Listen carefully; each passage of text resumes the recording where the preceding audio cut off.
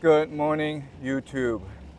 Professor Jiang here with another video. Now, some of you in the comment section have been asking me why World War III has not started, why the conflict between the United States and Iran has abated. The answer is because modern warfare is hybrid warfare. 9% of warfare you will not see. So much of warfare nowadays is informational, controlling the media narrative, electronic, cyber warfare, psychological, weakening the will of the people to fight you, and covert ops, economic sabotage, imposing sanctions, trying to assassinate the leaders of Iran. So the United States and Israel are committed to a policy of regime change in Iran. Ideally, they would like to assassinate the Ayatollah Khamenei because that would trigger a secession crisis in Iran.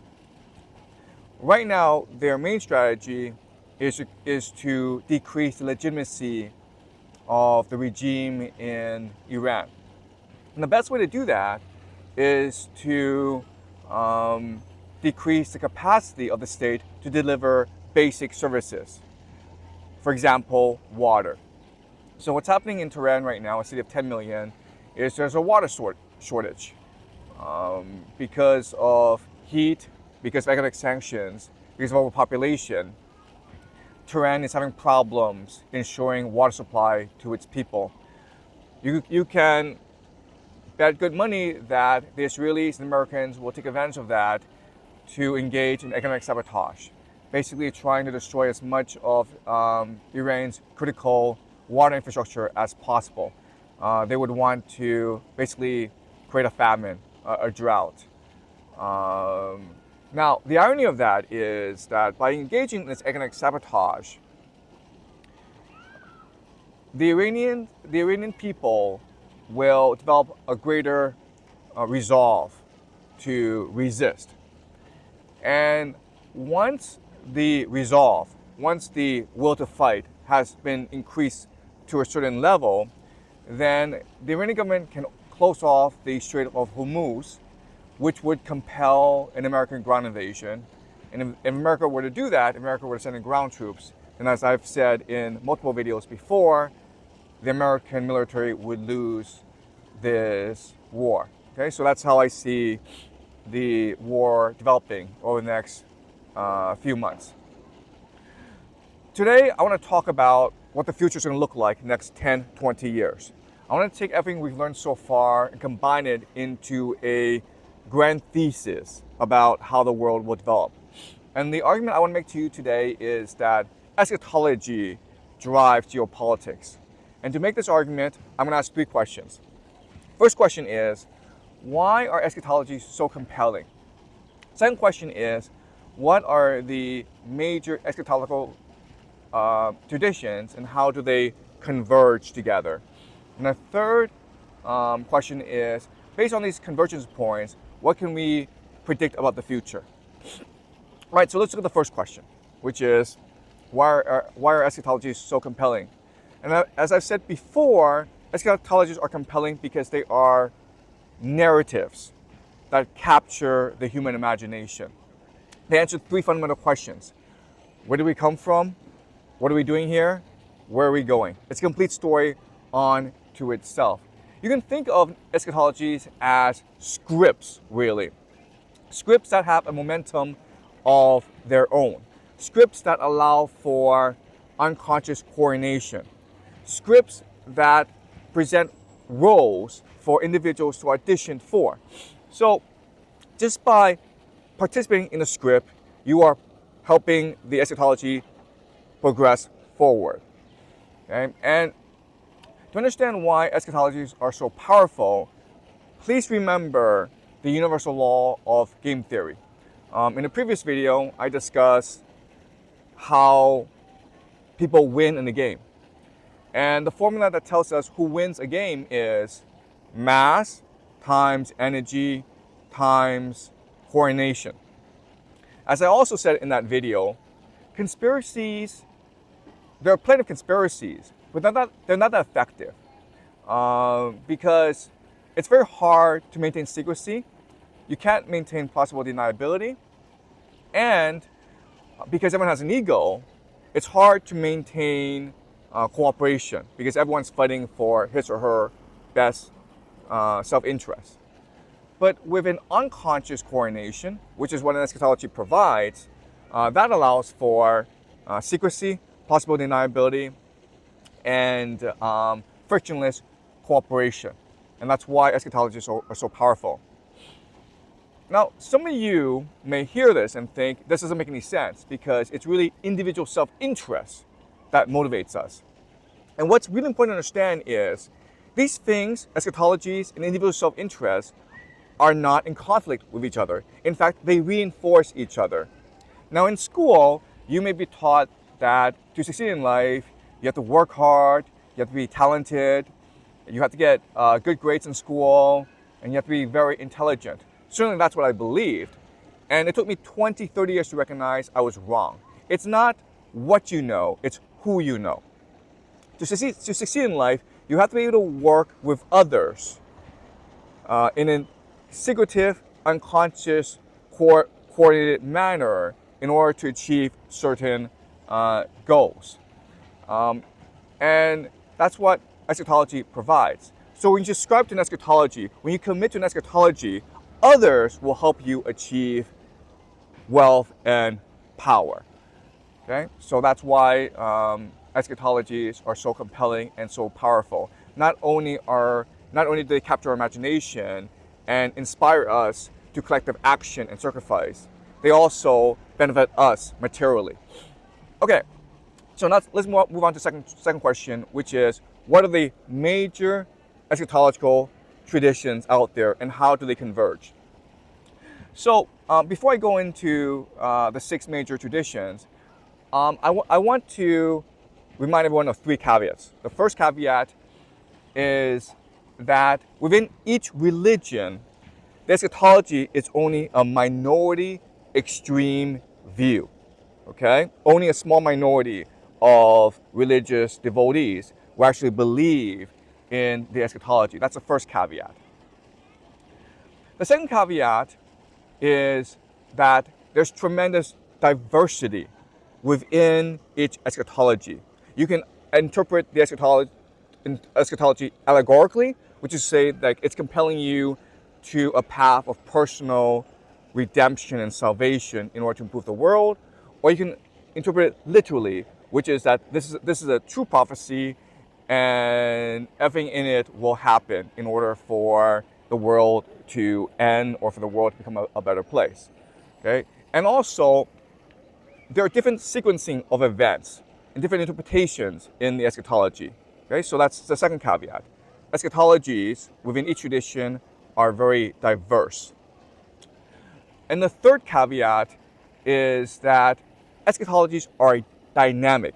And the reason why is eschatologies are in conflict, are in competition, in communication with different eschatologies.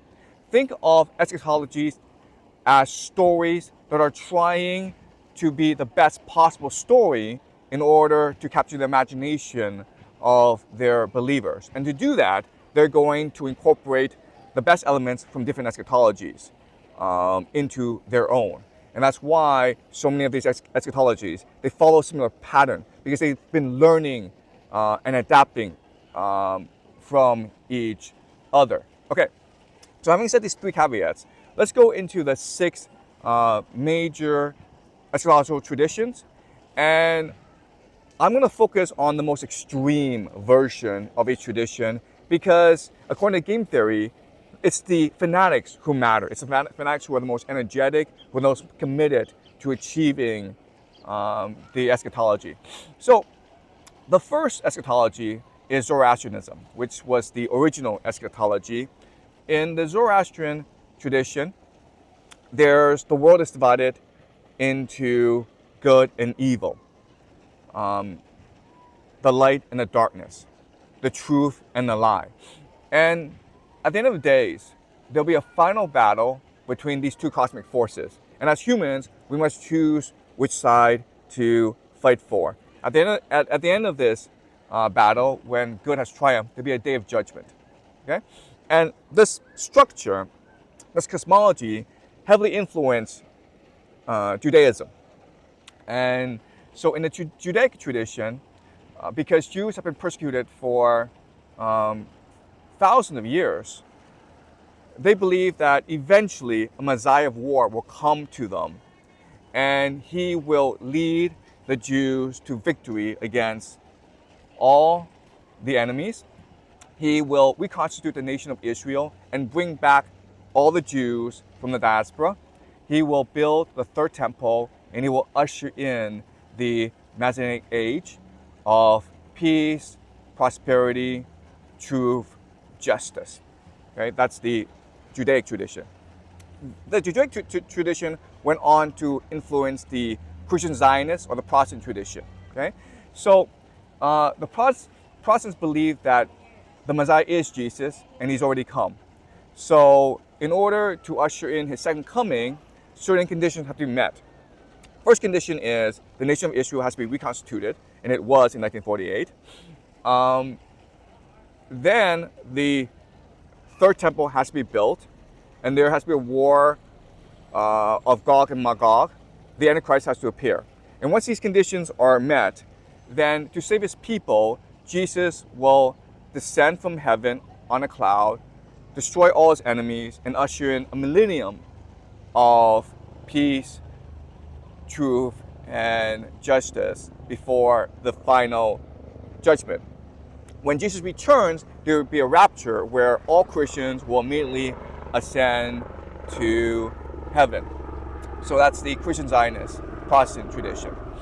And again, this is the most extreme form of that tradition. Then you have the Islamic tradition, which is based both on the Judaic and the Christian tradition.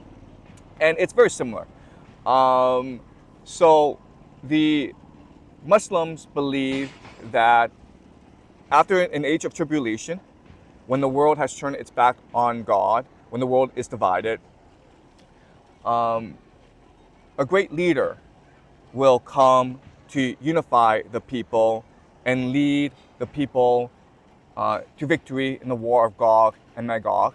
Gog and Magog is interpreted as the Antichrist, and Gog and Magog can be interpreted as maybe Western civilization for its materialism, but it could also be a certain force. So, for example, maybe the city of London. So that's the Islamic tradition. Then you have the Orthodox tradition, which is what we talked about in the last video. The Orthodox tradition believes that Moscow is a third Rome and has a destiny to restore the Byzantine Empire. And to achieve this destiny, Moscow will fight a war with Turkey. It will destroy Turkey and then return the Greeks to Constantinople, thus restoring the Byzantine Empire and thus unifying the Orthodox Christian world. Now, what's really interesting is that there is a geopolitical theorist named Alexander Dugin who's turned this eschatology into a master plan for Vladimir Putin to implement. If you don't know who Alexander Dugin is, you have to watch his interviews, you have to read his books, because he's probably the most important geo-strategic thinker we have today. I'm going to put his videos and his books in the description below, so please make sure you spend the time to actually research him, because so much of what he says helps us understand the world as it is today and how the world will develop over time. So in 1997, Dugin published a book called Foundations of Geopolitics, where he describes this master plan for how Moscow can restore the Byzantine Empire. So what he understands is that for the longest time, whoever controls the seas controls the world, because most trade was done through sea. But in a time of nation states, in a time of railways, if one power can unite the Europe and Asian continents into the Eurasian continent, then that power can negate sea power and become the global hegemon. And that's why the British the British Empire are committed to two things. The first thing they're committed to is maintaining naval power. And the second thing they're committed to is ensuring that no major power would arise in the Eurasian heartland. And that's why the British basically provoked Germany into World War I, because Germany was threatening to be this power.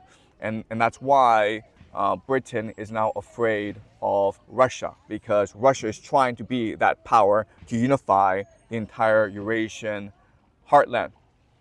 For Dugin, to unify the Eurasian heartland, what Moscow needs to do is, first of all, create the Berlin-Moscow axis to reconcile itself with Europe.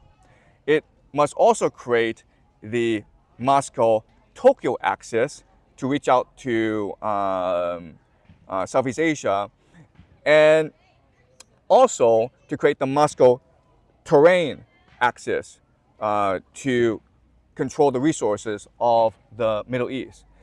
And by building this alliance, what Moscow is doing is not only restoring the Byzantine Empire, but it's also restoring the Pax Mongolica, the Mongol Empire. So Moscow sees itself as the heirs to both the Byzantine Empire as well as the Mongolian Empire. Now, Dugin thinks this is entirely possible because the Iranians, the Japanese, and the Germans all feel slighted, humiliated by the Anglo-American Empire. So if you give them a choice between sticking with the Anglo-American Empire or joining the new Russian Confederation, where they'll be giving more freedom, then they will opt for the Russian Confederation. So that's the grand plan. Now, obviously, the Anglo-American Empire is going to oppose this plan. And so for Dugin, what's important is to create internal chaos and dissent and conflict within America and within Britain to destroy the Anglo-American Empire. And that's already happening right now because you have Brexit in Britain, and now you have this mass immigration, which is threatening the British identity. In America, you have Donald Trump, who is proposing America first. So all is going to plan. This plan also recognizes that both Turkey and China are also enemies to the rise of this Eurasian unification. But as we discussed in the previous video, Turkey itself is not very stable. It's kept together for the political maneuvering of Erdogan. Once he's gone, then all these ethnic tensions, these geopolitical tensions, these economic tensions that exist in Turkey will explode, and it will overwhelm Turkey, thus causing it to collapse as a nation state. It will lose its coherence as a nation state. Dugin is not worried about China as well. He understands that Russia and China can never be allies because China is too economically dependent on the Anglo-American Empire. Basically, the point is Russia has nothing to offer China. China, it's basically a manufacturing economy which must sell its goods to the Anglo-American Empire. Russia cannot absorb these goods. At the same time, there are a lot of internal contradictions in China. I can tell you, as someone who lives in China for many, many decades, China is not going to survive an economic catastrophe. It's not going to survive an ecological catastrophe. In fact, its economy is propelling the nation to an ecological catastrophe. China is overpopulated, has very little resources, and it imports 1/3 of its food. It imports most of its oil. These vaunted industries, EV, AI, rare minerals, they're all contributing to massive ecological destruction in China. I mean, you can say it's unsustainable, but you can also say these economic policies that destroy the environment, it's really suicidal. Okay, so China does not have a very bright future ahead of it. So Dugin is not worried about China either. Okay, so that is the master plan of Alexander Dugin, and again, it is based on the Orthodox eschatology, which perceives Moscow as a third Rome and perceives Vladimir Putin as the last czar, as this great unifier of the world. In Dugin's terms, Putin is the Katechon. Okay, the Katechon is a Greek word meaning the force that restrains the Antichrist. Okay, so for Dugin, Moscow has responsibility to be the force for civilization, for good, for God. Okay, now let's move on to the last eschatological tradition, which is the Catholic eschatology. Now, it's interesting because if you read Augustine and the City of God, what he argues is that the church is the millennium. The church is the embodiment of the Messianic age. So with the coming of the church, the world has ended because the church is able to step out of history and ensure peace, truth, and justice in the world. And that very much is still the official Catholic Church line. There are eschatological elements to the Catholic Church. For example, Catholics do believe that there'll be a second coming of Jesus, and there'll be some certain signs that precede the second coming of Jesus, which include the mass conversion of Jews, which include the age of tribulation, which include the coming of the Antichrist. But for the most part, the Catholic Church is committed to a policy of personal eschatology, which argues that it is for our own personal transformation, our own personal salvation and redemption through the guidance of the church that allows for a better world. This is the official line, but we can be suspicious that this is actually what they really believe. I'm sure that there are certain elements within the Catholic Church who do have an eschatological worldview. Okay, and there are three reasons why I would think the church, many elements in the church, want radical global transformation. Okay, so let's look at these three reasons.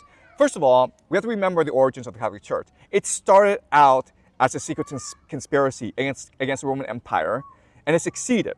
Okay, so the Catholic Church is very good at conspiracies. In fact, it really developed the world's first intelligence agency, first global intelligence agency.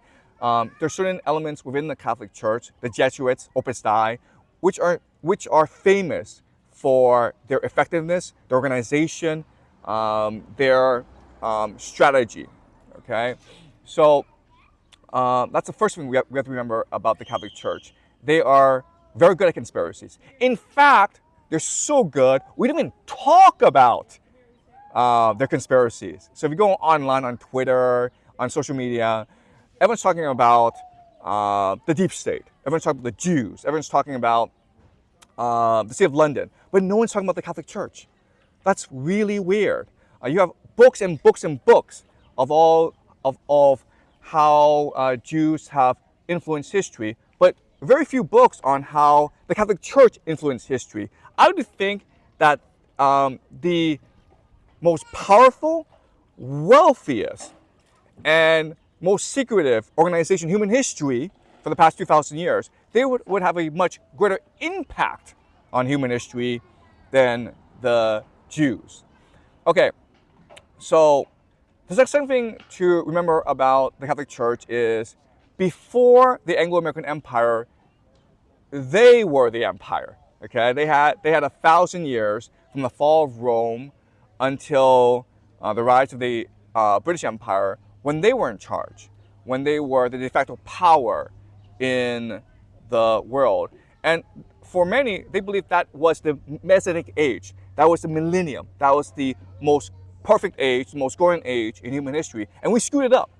We threw it away with the rise of the British Empire. And therefore, we must return to that golden age when the Catholic Church was the dominant empire in the world.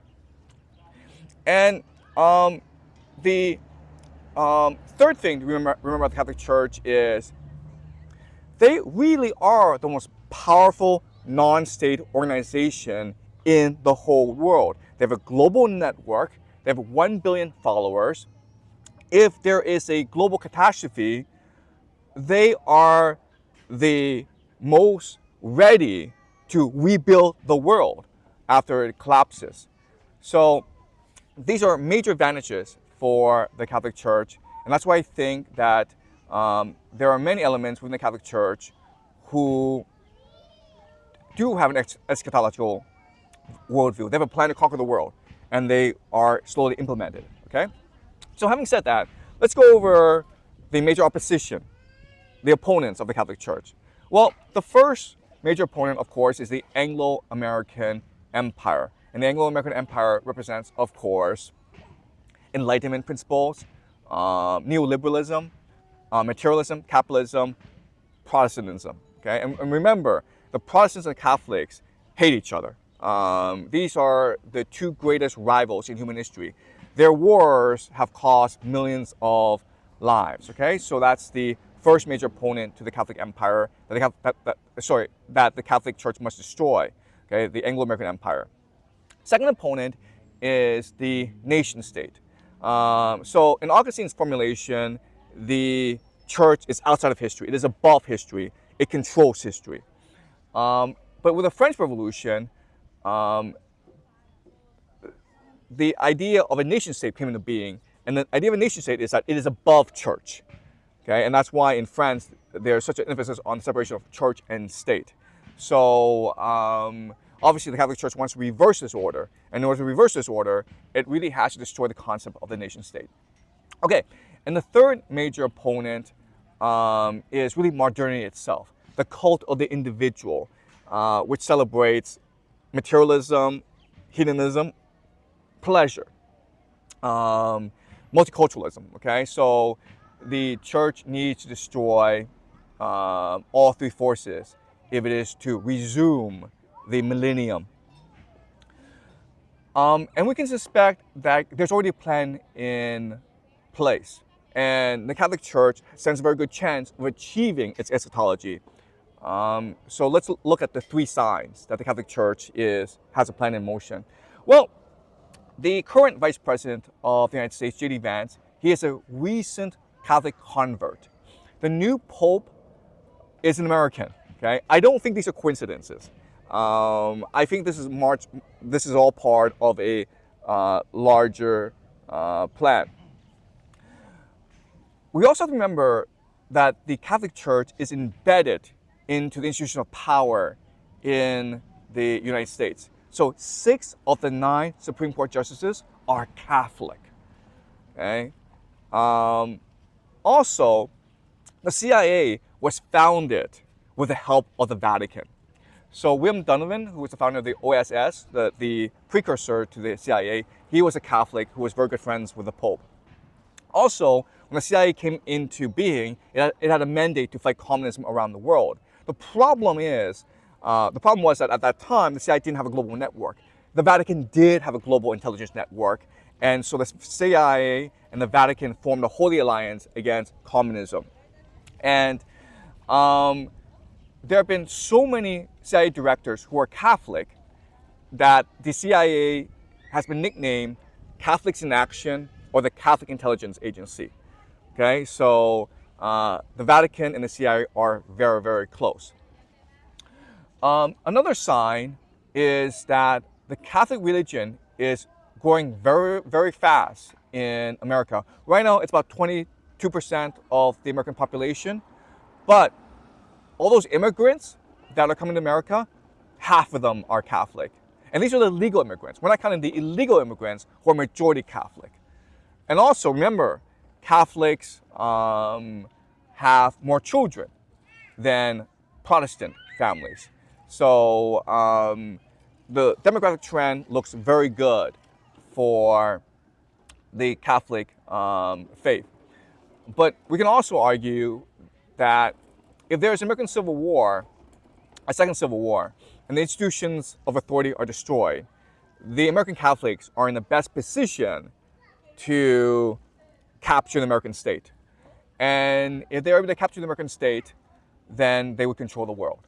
Okay, so I think there are some fanatics within the Catholic Church who want to initiate a second American Civil War because they believe that this war will create the opportunity for the Catholic Church to control America and thus destroy all three of its major opponents: the Anglo-American Empire, the nation state, and modernity itself. Okay, so having looked at the major eschatological traditions, I'm going to discuss where they converge. And what's really interesting is there's actually quite a few convergence points that are very important. The first convergence point is that there will be a major conflict in the Middle East that will suck in the whole world. It will be World War III, okay? Second convergence point is that America will not be involved in this war. And that's very interesting because America is right now the global hegemon. So why America isn't involved in this war, we don't know. It could be because they launched a ground invasion of Iran, it failed, and they were forced to retreat. It could be there's civil war going on in America, okay? But America is not involved in this war. The third convergence point is that China is not involved in this war either. And I suspect that it's because China is facing an ecological catastrophe. It doesn't have enough water, it doesn't have enough food, it doesn't have enough resources for its people, and you have internal dissent throughout the nation. China is having a hard time keeping itself together. The fourth convergence point is that the Antichrist will emerge. And different traditions understand the Antichrist differently. But they all believe that this powerful force will emerge, who is charismatic and who will unify the world. Another convergence point is that Israel will become the dominant power in the Middle East, presumably after America leaves the Middle East. And we can understand why, because if America leaves the Middle East, then all of America's military infrastructure, CENTCOM, will merge with the Greater Israel Project, thus creating the Israel Empire. Another convergence point is that anti-Semitism will grow around the world, compelling Jews to return to Israel. Another convergence point is that the Dome of the Rock will be destroyed, and thus provoking the Muslim world to take arms against Israel and possibly initiating the war of Gog and Magog. Another convergence point is the age of tribulation, when the world will face economic, ecological, geopolitical catastrophe after catastrophe after catastrophe, when people's faith will be tested, when the Antichrist will emerge to deceive people into believing false prophecies, into believing magic, into believing superstitions, into denying the authority of God and of the church. Okay, so these are the major convergence points.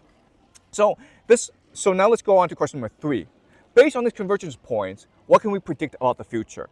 So based on all this, I'm going to paint you a picture of the future and what it looks like. And some of these will not work out, some of these will work out. But it's an interesting framework for us to think about how geopolitics might develop over the next 10 to 20 years. Okay, so the United States launched a ground invasion of Iran. Iran is supported heavily by Russia. The United States, after a few years of fighting, they give up and they retreat. And so the American empire retreats back into the Western continent. But this triggers a civil war in America. In Ukraine, NATO decides Odessa will be the last stand. So Russia encircles Odessa and lays siege to it. All of NATO is brought in to defend Odessa. This is the very last stand. And France, Britain, Romania, Poland, All the NATO countries are brought in. Turkey is brought in as well. And it's a stalemate. This war is going nowhere. But the Europeans don't understand why they're fighting this war. The European people revolt. And this causes civil war in France, in Britain. It causes political upheaval in Germany. It causes a political revolution in Turkey. And after these civil wars and these revolutions, Europe becomes more pro-Russian, allowing for reconciliation between Putin and Europe. Turkey is destroyed in this process. Putin allows the Greeks to return to Constantinople, restoring the Byzantine Empire, and thus unifying the Orthodox world. After the United States leaves the Middle East, the Greater Israel Project becomes the Empire of Israel. The Empire of Israel, in order to restore the Davidic kingdom, in order to usher in the Messianic age, they destroy the Dome of the Rock to build the third temple. This causes anti-Semitism to explode throughout the world, thus compelling Jews to return to Israel. The entire Islamic world wants vengeance against Israel, but their leadership, their political elite, have been co-opted and compromised by the Anglo-American Empire and by the Israeli Empire. And so this forces revolutions and civil conflict around the Islamic world. And now people are begging for the Mahdi to return. The Mahdi is their world unifier. At this point, there are certain elements within the Islamic world who see Putin as the great savior. And in the Islamic eschatology, the name for Putin is Dhul Qarnan, which is the same concept as the Orthodox idea of the Katechon, okay? The one who stops the Antichrist from emerging. And so Putin will initiate reconciliation between the Islamic world and the Orthodox world. It'll be an alliance between the Orthodox and the Islamic world. And at this point, Putin can now seek reconciliation between the Islamic Empire, the Islamic world, and the Israeli Empire. He can also seek reconciliation between the Orthodox world and the Catholic world, and thus unifying the world under him. Okay, so this is the framework of the world for the next 10, 20 years. Now, do I think this will actually happen? Do I actually think that Putin will replace the Anglo-American Empire? He thinks he will succeed, but I don't think he will succeed. And the reason why is because he's human. And once he dies, then civil conflict will arise within this grand alliance. And this civil conflict will lead to catastrophe after catastrophe after catastrophe. It will be the age of tribulation. Many, many people will die in this age of tribulation. So the outlook for humanity is not that great. And this is no different from what happened in about 650, 600 Common Era, when Muhammad was this great charismatic figure who was supposed to unite the entire world, and he would have if he lived another 10 years. Unfortunately, he died, and this created civil conflict within the Muslim world. Okay, so those are my predictions. Okay, and again, the thesis, the grand idea is eschatology drives geopolitics. So if things happen the way they do, then it's because of eschatology. And that gives us proof, compelling proof, that it's really eschatology that drives geopolitics. So we'll see what happens next 10, 20 years. Now, having said that, all this, I have to say, it's not